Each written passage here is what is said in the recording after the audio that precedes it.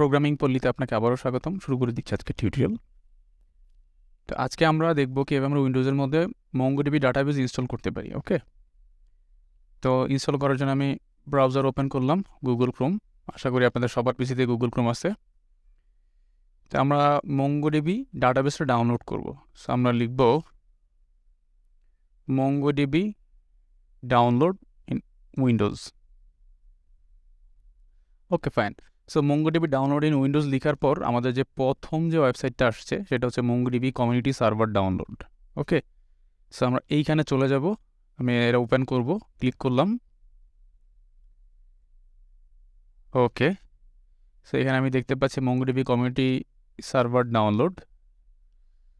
তো এই জায়গাটা থেকে আমরা ডাউনলোড করতে পারবো। ওকে, ফাইন।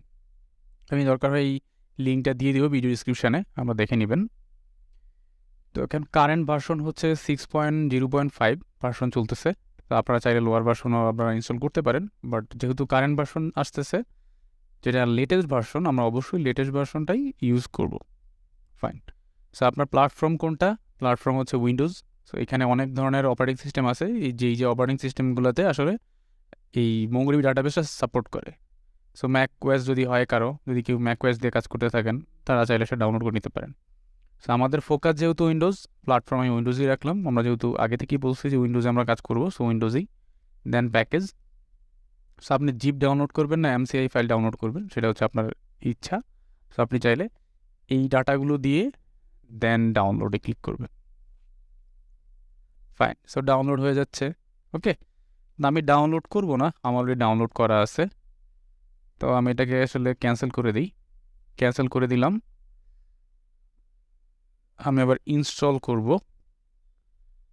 তো এইটা হচ্ছে আমাদের আসলে অ্যাকচুয়াল যেই ফাইলটা MongoDB ডাটাবেসে যে আমরা ইনস্টল করব, সেই ইনস্টলারটা।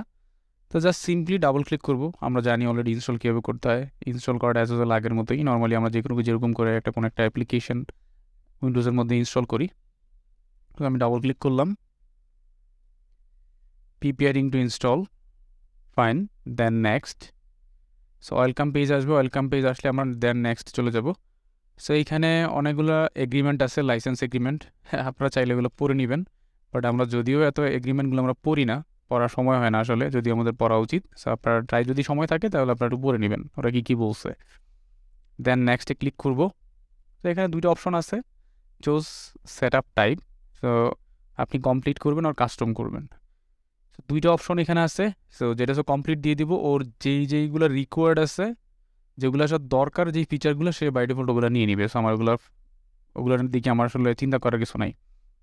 তা আমি অবশ্যই এখানেই ক্লিক করব কমপ্লিট। যা যা আছে সবগুলো আমাকে দিয়ে দাও। So complete. দেন সার্ভারের নেম যা আছে এটাই থাকুক। কোথায় সেভ করবে তা বলে দিয়েছে, ডাটা ডিরেক্টরি কোথায় হবে, লগ ফাইল কোথায় হবে। চাইলে ওগুলো লোকেশান চেঞ্জ করতে পারেন আপনারা, বাট আমি চেঞ্জ করব না। বাই ডিফল্ট যেই লোকেশান আছে সেখানেই থাকুক। ওকে, দেন হচ্ছে আমি নেক্সট করব। So install MongoDB compass. So আমরা MongoDB কম্পাসটা আমরা ইনস্টল করে ফেলবো। সো এইখানে অলরেডি আমাকে এখানে শো করতেছে। যদি আপনি এখানে টিক চিহ্ন না দেন তাহলে কম্পাসটা ইনস্টল করবে না। সো অবশ্যই আমি টিক চিহ্ন দিয়ে দেবো, যেহেতু আমাদের কম্পাসটা লাগবে। সো MongoDB কম্পাসটা কী সেটা নিয়ে আমরা পরবর্তীতে ডিসকাশন করব এবং দেখিয়েও দিব আমরা কীভাবে MongoDB কম্পাস ইউজ করতে পারি। ওকে, সো আপাতত আমি এই টিউটোরিয়াল ইগনোর করলাম। সো অবশ্যই আপনারা ইনস্টল MongoDB কম্পাসটা টিক চিহ্ন দিয়ে দিবেন, আদারওয়াইজ আপনাকে আলাদা করে ইনস্টল করতে হবে। ওকে, ফাইন। দেন হচ্ছে নেক্সট। সো দেন ফাইনাল হচ্ছে ইনস্টল। সো আমরা এখন ইনস্টলে ক্লিক করব।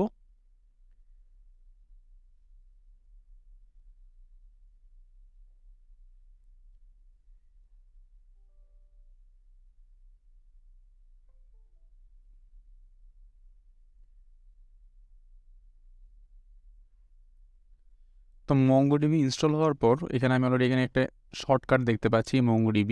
সো এটা হচ্ছে MongoDB কম্পাস, যেটা আমরা ইনস্টল করার সময় সিলেক্ট করে দিয়েছিলাম। সো MongoDB কম্পাসটা হচ্ছে আমরা যেরকম SQL সার্ভার ম্যানেজমেন্ট স্টুডিও যেরকম করে আমরা ইউজ করতাম, সেটা হচ্ছে গ্রাফিক্যাল ইউজার ইন্টারফেস। যে গ্রাফিক্যাল ইউজার ইন্টারফেসটা দিয়ে আমরা MongoDB ডাটাবেসকে আসলে অ্যাক্সেস করতে পারি। ওকে, তো এই হচ্ছে MongoDB কম্পাস। এখানে নিউ কানেকশন, এখানে বাই ডিফল্ট আমাদের যেই MongoDBর লোকাল হোস্ট যেই কানেকশন স্ট্রিং থাকে সেটা এখানে ইউআরএলটা এখানে দেওয়া থাকে।